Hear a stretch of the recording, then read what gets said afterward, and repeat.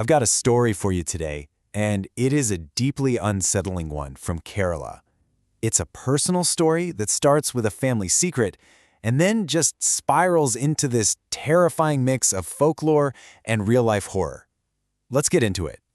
Everything kicks off with this one simple, innocent question. A little girl named Geeta asks her great-aunt about a weird scar on her hand. And just like that, with that one question, she pulls the lid off a dark family secret that had been buried for decades. So, to understand what happened, we have to go back in time. We're heading to 1980 in Palakkad, a town in the beautiful, lush state of Kerala in India. This is where it all began. So the woman with that scar, Geeta's great-aunt, her name is Sita. This is her story. And it starts the way a lot of stories did back then, with an arranged marriage that would send her far away from everything she knew and change her life forever. Sita is only 20 when she marries a man named Arvind. She has to leave her family and her home and move 90 kilometers away to live with him. And his family? They live another 30 kilometers away. So for the most part, Sita is completely on her own with her new husband. And yeah, what should have been a hopeful new beginning, it turns into an absolute nightmare, and fast. The marriage becomes this prison of physical, mental, and sexual torture. Her life just becomes a constant state of fear. The horror just escalates with terrifying speed. We're talking just 2 months in, her brother Ashokan visits and sees this awful burn on her hand. Sita just brushes it off, says it was a cooking accident. But soon, the abuse is out in the open. Arvind throws hot water on her, right in front of his own parents, and they do nothing. The violence just gets worse and worse until one day he beats her so badly that her cream-colored sari is stained red with her blood. And there's this chilling conspiracy of silence around her. Instead of helping her, Arvind's mother literally covers up the bloodstain with a bottle of ink. Over time, Sita herself starts to normalize the abuse, almost believing this is just her fate. Even when her brother, Ashokan, sees what's happening and tries to get her out of there, she refuses to leave, trapped by this sense of duty. For 2 years, this is Sita's reality, an endless cycle of abuse. But then, something changes. A new element enters the house, something unseen, unheard, and totally terrifying. And it starts to shift the balance of power. Okay, so picture this. One night, Arvind comes home late and drunk, which is pretty normal for him, but this time is different. The door, which Sita always leaves unlocked for him, is bolted from the inside. He starts screaming her name, absolutely enraged, but it's not Sita who answers. Out of the darkness behind him, he hears this chilling female voice. It's so terrifying that Arvind, this man who's used to being the one causing fear, he's the one who runs. He literally flees into the night and doesn't come back until morning. A week passes. Arvind probably convinces himself he was just drunk, that he imagined it. He falls right back into his old habits. He comes home late again, the door is locked again, and he starts yelling again. But this time, it's not just a voice. He looks across the street and sees a figure, a woman in a sari, just watching him. Before he can even really process what he's seeing, a shadow moves right up next to him, and a voice whispers this bloodthirsty threat right in his ear.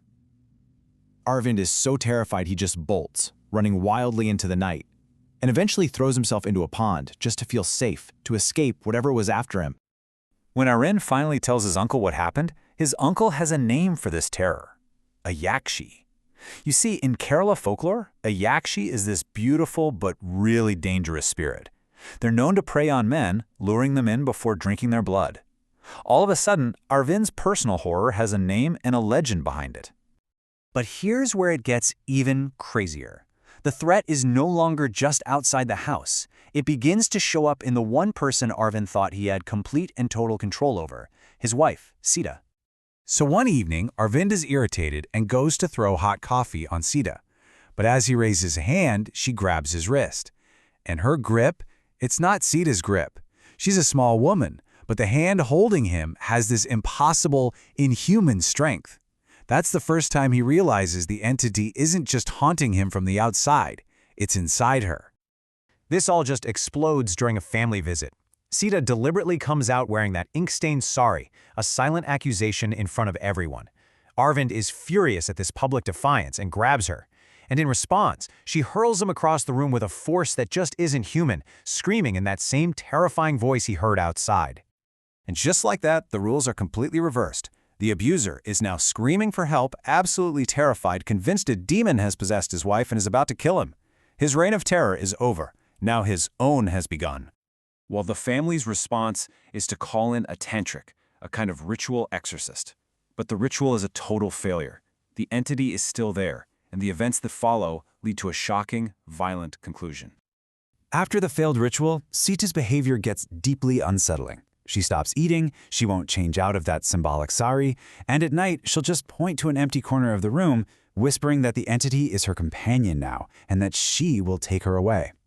The Yakshi wasn't banished, it had bonded with her. The final, brutal encounter happens in the kitchen. Arvind, in one last desperate act of control, tries to force himself on Sita. The entity inside her responds with absolute, definitive violence. Sita lifts a heavy grinding stone and brings it down right on his head. Arvind somehow manages to stumble out of the house and runs onto the main road, where he's immediately hit by a car and killed. When his family arrives, the house is empty. Sita is gone. They just assume the worst. The Yakshi has finally killed her and taken her away. But that wasn't the end of the story. Not even close. 21 days later, Sita reappeared. She just walked right back into her brother Ashokan's house, and she finally revealed the truth about what happened. Sita tells her brother everything. She confirms it. She says she felt a supernatural power inside of her, a power that was protecting her. And when her brother asked her why didn't she leave sooner, her answer was chilling. She said she stayed because she wanted Arvind to feel the same terror that he had inflicted on her for years. The Yakshi wasn't some monster trying to harm her, it was an avenger. It came to protect her. And that leaves us with the ultimate question, doesn't it? Was this a literal Yakshi, a vengeful spirit pulled from the pages of folklore to protect an innocent woman? Or was it something else? The physical, violent manifestation of 2 years of suppressed rage and trauma finally erupting with what seemed like supernatural force? I'll let you decide.